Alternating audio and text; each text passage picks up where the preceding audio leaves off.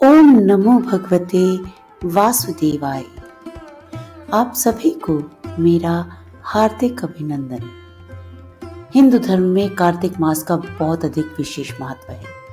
इस माह में श्री विष्णु जी के साथ तुलसी की भी पूजा अर्चना की जाती है।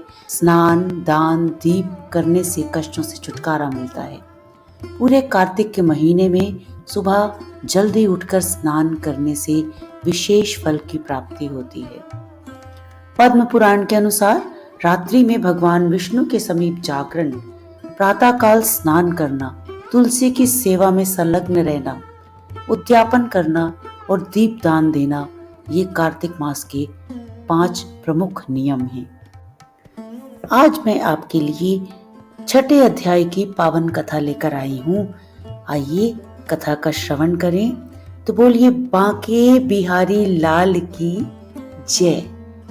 नारद जी बोले, जब 2 घड़ी रात बाकी रहे तब तुलसी की मृतिका, वस्त्र और कलश लेकर जलाशय पर जाएं। कार्तिक में जहां कहीं भी जलाशय हो उस जल में स्नान करना चाहिए। गर्म जल की अपेक्षा ठंडे जल में स्नान करने से 10 गुना पुण्य होता है। उससे 100 गुना पुण्य बाहरी कुएं के जल में स्नान करने से होता है। उससे अधिक पुण्य बावड़ी में और उससे भी अधिक पुण्य पोखर में स्नान करने से होता है। इससे 10 गुना ज्यादा झरनों में और उससे भी अधिक पुण्य कार्तिक में नदी स्नान करने से होता है। उससे भी 10 गुना पुण्य वहां होता है जहां 2 नदियों का संगम हो। और यदि कहीं 3 नदियों का संगम हो तब तो पुण्य की कोई सीमा ही नहीं, यानी त्रिवेणी में स्नान करने से सबसे अधिक पुण्य मिलता है। स्नान से पहले भगवान का ध्यान करके स्नानार्थ संकल्प करना चाहिए। फिर तीर्थ में उपस्थित देवताओं को क्रमशः अर्घ, आचमनीय आदि देना चाहिए। अर्घ मंत्र इस प्रकार है। हे कमलनाथ, आपको नमस्कार है। हे जलशाही भगवान, आपको प्रणाम है। हे ऋषिकेश, आपको नमस्कार है। मेरे दिए अर्घ को आप ग्रहण करें। वैकुंठ, प्रयाग तथा बद्रिका आश्रम में जहां कहीं भी भगवान विष्णु गए वहां उन्होंने 3 प्रकार से अपना पांव रखा था। वहां पर ऋषि वेद यज्ञों सहित सभी देवता मेरी रक्षा करते रहे। हे जनार्दन, हे दामोदर, हे देवेश, आपको प्रसन्न करने हेतु मैं कार्तिक मास में विधि विधान से ब्रह्म मुहूर्त में स्नान कर रही हूँ। आपकी कृपा से मेरे सभी पापों का नाश हो। हे प्रभु, कार्तिक मास में व्रत तथा विधि पूर्वक स्नान करने वाला मैं अर्घ्य देती हूँ। आप राधिका सहित ग्रहण करें। हे कृष्ण, हे बलशाली राक्षसों का संहार करने वाले भगवान, हे पापों का नाश करने वाले, कार्तिक मास में प्रतिदिन दिए हुए मेरे इस अर्घ्य द्वारा कार्तिक स्नान का व्रत करने वाला फल मुझे प्राप्त हो। तत्पश्चात भगवान विष्णु, महादेव तथा सूर्य का ध्यान करके जल में प्रवेश कर नाभि के बराबर जल में खड़े होकर विधि पूर्वक स्नान करना चाहिए। गृहस्थी को तिल और आंवले का चूर्ण लगाकर तथा विधवा स्त्री और यति को तुलसी की जड़ की मिट्टी लगाकर स्नान करना चाहिए। सप्तमी, अमावस्या, नवमी, त्रयोदशी, द्वितीया, दशमी आदि तिथियों को आंवला तथा तिल से स्नान करना वर्जित है। स्नान करते हुए निम्न शब्दों का उच्चारण करना चाहिए।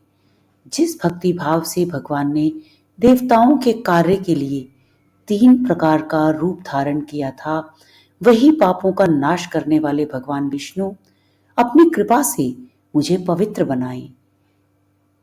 जो श्री नारायण भगवान विष्णु की आज्ञा से कार्तिक व्रत करता है, उसकी इंद्रादि सभी देवता रक्षा करते हैं। इसलिए वे मुझे पवित्र करें। बीजों, रहस्यों और यज्ञों सहित वेदों के मंत्र कश्यप आदि ऋषि इंद्र आदि देवता मुझे पवित्र करें। अदिति आदि सभी नारियां, यज्ञ, सिद्ध, सर्प और समस्त औषधियां व तीनों लोकों के पहाड़ मुझे पवित्र करें। इस प्रकार कहकर स्नान करने के बाद मनुष्य को हाथ में पवित्रणी धारण करके देवता, ऋषि, मुनियों तथा पितरों का विधि पूर्वक तर्पण करना चाहिए। तर्पण करते समय तर्पण में जितने तिल रहते हैं उतने वर्ष पर्यंत व्रती के पितृगण स्वर्ग में वास करते हैं। उसके बाद व्रती को जल से निकलकर शुद्ध वस्त्र धारण करने चाहिए। सभी तीर्थों के सारे कार्यों से निवृत्त होकर पुनः भगवान विष्णु का पूजन करना चाहिए। सभी तीर्थों के सारे देवताओं का स्मरण करके भक्ति पूर्वक सावधान होकर चंदन, फूल और फलों के साथ भगवान विष्णु को फिर से अर्घ्य देना चाहिए। अर्घ्य के मंत्र का अर्थ इस प्रकार है। मैंने पवित्र कार्तिक मास में स्नान किया है। हे भगवान विष्णु, राधा के साथ आप मेरे दिए हुए अर्घ्य को ग्रहण करें। तत्पश्चात चंदन, फूल और तांबूल आदि से वेद पाठी ब्राह्मणों का श्रद्धा पूर्वक पूजन करें और बारंबार नमस्कार करें। ब्राह्मणों के दाएं पांव में तीर्थों का वास होता है, मुंह में वेद और समस्त अंगों में देवताओं का वास होता है। अपने कल्याण की इच्छा रखने वाले मनुष्य को इनका ना तो अपमान करना चाहिए और ना ही इनका विरोध करना चाहिए। फिर एकाग्रचित होकर भगवान विष्णु की प्रिय तुलसी जी की पूजा करनी चाहिए। उनकी परिक्रमा के बाद उनको प्रणाम करना चाहिए। हे देवी, हे तुलसी, देवताओं ने भी प्राचीन काल में तुम्हारा निर्माण किया है और ऋषियों ने तुम्हारी पूजा की है। हे विष्णु प्रिया तुलसी, आपको मेरा नमस्कार है। आप मेरे समस्त पापों को नष्ट करें। इस प्रकार जो मनुष्य भक्ति पूर्वक कार्तिक व्रत का अनुष्ठान करते हैं वे संसार के सुखों को भोगते हुए अंत में मोक्ष को प्राप्त करते हैं। तो बोलिए श्री भगवान विष्णु की जय। श्रीमन नारायण नारायण नारायण, लक्ष्मी नारायण नारायण नारायण, भजमन नारायण नारायण नारायण। तो बोलिए श्री राधा वल्लभ लाल की जय। यदि आपको यह वीडियो पसंद आई हो तो कृपया लाइक के आइकन को प्रेस करें और चैनल से जुड़े रहने के लिए कृपया सब्सक्राइब करें। 7वें अध्याय की कथा मैं आपके लिए कल लेकर आऊंगी। तब तक के लिए हरि नाम जपते रहें। भगवान श्री हरि और माँ लक्ष्मी की असीम कृपा आप सभी पर सदैव बनी रहे। राधे राधे।